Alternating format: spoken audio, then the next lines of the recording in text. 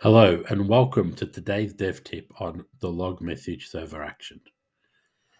As we have seen previously, it can be useful to output information to the console, which works well for client actions, but not so much for server actions.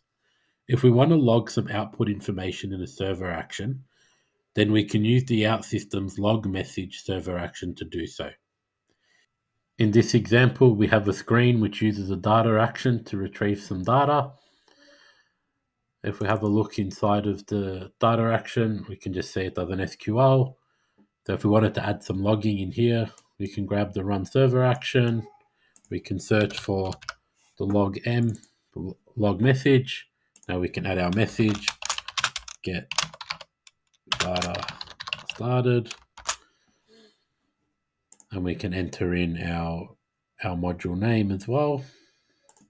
So we can use the get entry e-space name for that. We can also copy this action again, paste it down the bottom.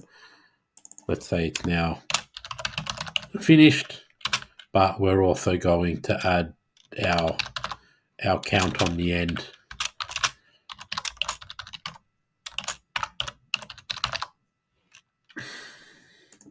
So we can now publish that.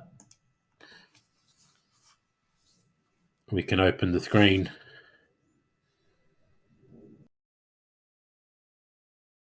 Now we can go back to Service Studio. We can click the gear button, which will open up Service Center. Okay, once Service Center has opened, we can click on Monitoring, General, and here we can select our particular module, which for us is the dev tips. We can filter by that, and we should see our get data started, our get data finished count of 5.